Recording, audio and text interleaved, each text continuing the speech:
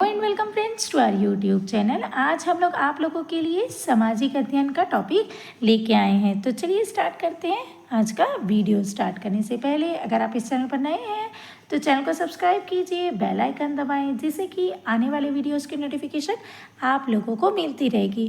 Friends, इससे पहले जो है 11 पार्ट डल चुके हैं, आप प्लेलिस्ट से जाके चेक कर सकते हैं। आज जो है वो है 12वां पार्ट। तो चलिए देखते हैं आज का पहला प्रश्न। आज का पहला प्रश्न है, गांधी जी किसके निमंत्रण पर चंपारण गए थे? फ्रेंड्स, आप लोग यहाँ पर चारों ऑप्शन पढ़ सकते हैं, मैं आप लोगों को सीधा करेक्ट आंसर बताऊंगी। तो गांधी जी किसके निमंत्रण पर चंपारण गए थे? इसका करेक्ट आंसर हो जाएगा ऑप्शन डी, राम कुमार शुक्ल के निमंत्रण पर वो गए थे। अगला प्रश्न है, चंपारण में किसानों को किसकी फसल आवश्यक रूप से उगाने के लिए 3 कठिया पद्धति लागू की गई थी? तो ये किसके लिए की गई थी? इसका करेक्ट आंसर हो जाएगा ऑप्शन बी, नील। नील की जो फसल है उसे आवश्यक रूप से उगाने के लिए 3 काठिया पद्धति को लागू किया गया था। अगला प्रश्न है, खिलाफत आंदोलन के अग्रणी नेताओं में थे?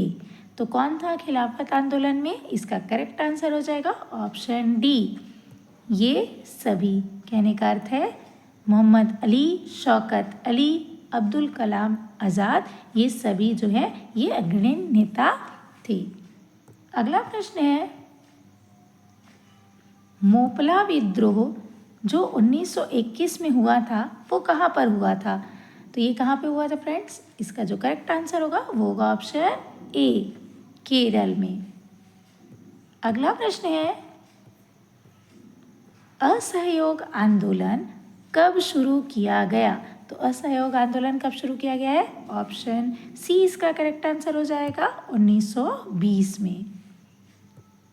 अगला प्रश्न है,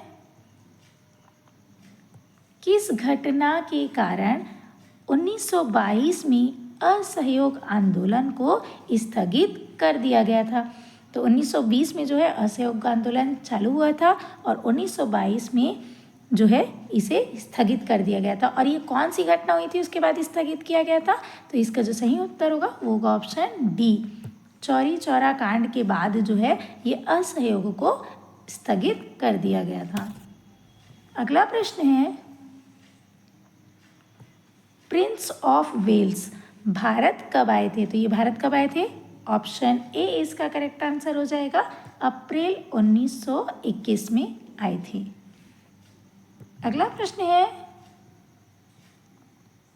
स्वराज पार्टी की स्थापना कब की गई? तो ये कब की गई है स्वराज पार्टी की स्थापना? इसका करेक्ट आंसर हो जाएगा ऑप्शन बी, 1923 में। अगला प्रश्न है, स्वराज पार्टी के संस्थापक थे? तो इसके संस्थापक कौन थे? इसका करेक्ट आंसर हो जाएगा ऑप्शन डी, ए और सी दोनों। कहने का अर्थ है मोतीलाल नेहरू और चित्तरंजन दास, ये दोनों जो हैं ये स्वराज पार्टी के क्या है? संस्थापक हैं। अगला प्रश्न है,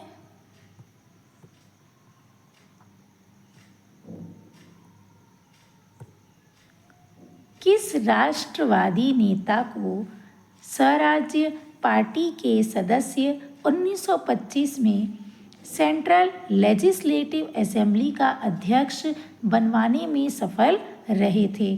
तो इसका जो करेक्ट आंसर हो जाएगा फ्रेंड्स वो होगा ऑप्शन डी, विट्ठल भाई पटेल को। अगला प्रश्न है, हिंदुस्तान सोशलिस्ट रिपब्लिक एसोसिएशन की स्थापना कब एवं कहाँ की गई थी? तो ये कहाँ पर की गई थी?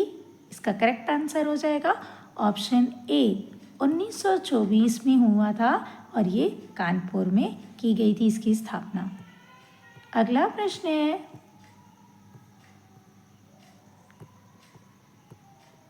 काकोरी कांड कब हुआ था? तो काकोरी कांड कब हुआ था? इसका करेक्ट आंसर हो जाएगा ऑप्शन बी, 9 अगस्त 1925 में जो है काकोरी कांड हुआ था। अगला प्रश्न है, साइमन कमीशन का गठन कब किया गया? तो साइमन कमीशन का गठन कब किया गया? ऑप्शन सी इसका करेक्ट आंसर हो जाएगा, 30 अक्टूबर 1928 को। अगला प्रश्न है, साइमन कमीशन के बहिष्कार के दौरान हुए लाठीचार्ज के कारण किस नेता की मृत्यु हो गई?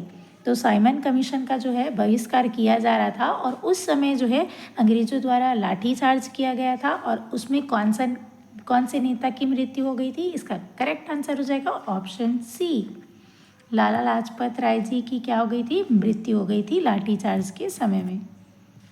अगला प्रश्न है, भारतीय कम्युनिस्ट पार्टी की स्थापना कब हुई? तो भारतीय कम्युनिस्ट पार्टी की जो स्थापना है वो हुई है 1925 में। ऑप्शन डी इसका करेक्ट आंसर होगा।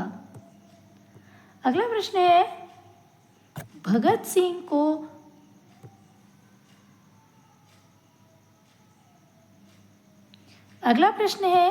भगत सिंह को फांसी कब दी गई? तो भगत सिंह को फांसी कब हुई है? इसका करेक्ट आंसर हो जाएगा ऑप्शन सी, 23 मार्च 1931 में जो है इन्हें फांसी दे दी गई थी। अगला प्रश्न है, बारदोली सत्याग्रह जो 1928 में हुआ था उसका संबंध किस नेता से है? यहाँ पर आप लोगों को बताना है। तो इसका जो सही उत्तर होगा वो होगा ऑप्शन बी, वल्लभ भाई पटेल जो है ये बारदोली सत्याग्रह से संबंधित नेता हैं। अगला प्रश्न है, भारत में साइमन कमीशन के बहिष्कार का मुख्य कारण था। तो इसका मुख्य कारण कौन सा था? इसका करेक्ट आंसर हो जाएगा ऑप्शन बी, सभी सदस्य अंग्रेज थे। इसमें जो थे साइमन कमीशन में, इसमें सारे के सारे जो थे अंग्रेज ही सदस्य थे और भारत से कोई नहीं था, इसीलिए इसका बहिष्कार किया गया। अगला प्रश्न है, 1929 की कांग्रेस कहाँ आयोजित किया गया था इसका अधिवेशन जिसमें पूर्ण स्वराज का लक्ष्य घोषित किया गया? तो इसका जो करेक्ट आंसर हो जाएगा फ्रेंड्स वो होगा ऑप्शन ए, लाहौर। लाहौर में जो है 1929 में कांग्रेस का अधिवेशन हुआ था। इसमें जो है ये पूर्ण स्वराज की क्या घोषणा की गई थी? इसमें जो है पूर्ण स्वराज के लक्ष्य की घोषणा की गई थी। ठीक है फ्रेंड्स, तो यहाँ पर जो है उस जो कांग्रेस ने अधिवेशन किया था वो लाहौर में किया था उस समय। चलते हैं अगले प्रश्न पर। अगला प्रश्न है, 1929 के कांग्रेस के लाहौर अधिवेशन की अध्यक्षता किसने की?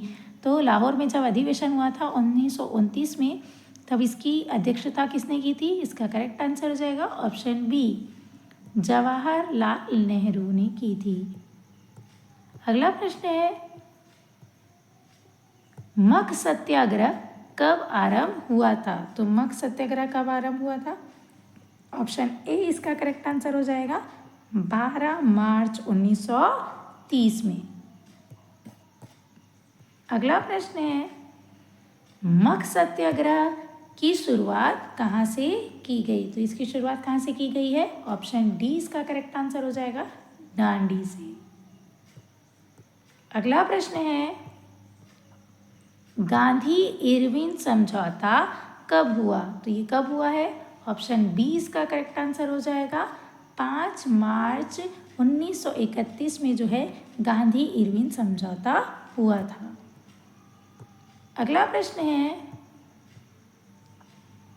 गोलमेज सम्मेलन क्यों आयोजित किए गए थे? तो गोलमेज सम्मेलन क्यों आयोजित किए गए थे? ऑप्शन सी इसका करेक्ट आंसर हो जाएगा साइमन कमीशन की संतुतियों पर विचार के लिए जो है ये आयोजित की गई थी। अगला प्रश्न है, कांग्रेस के प्रतिनिधि के रूप में गांधी जी ने किस एकमात्र गोलमेज सम्मेलन में भाग लिया था? तो कांग्रेस के प्रतिनिधि के रूप में जो गांधी जी है वो सिर्फ एक ही गोलमेज सम्मेलन में भाग लिए थे, और वो कौन सा था? इसका करेक्ट आंसर हो जाएगा ऑप्शन बी, द्वितीय गोलमेज सम्मेलन में जो है गांधी जी ने कांग्रेस के प्रतिनिधि के रूप में भाग लिए थे। ठीक है फ्रेंड्स, तो ये आज के 25 प्रश्न थे। वीडियो पसंद आई हो तो लाइक शेयर सब्सक्राइब ज़रूर करें और बेल आइकन दबाना ना भूलें, जिससे कि आने वाले वीडियोस की नोटिफिकेशन आप लोगों को मिलती रहेगी। मिलते हैं अगले वीडियो में, तब तक हमारे चैनल के साथ जुड़े रहिएगा। Thanks for watching.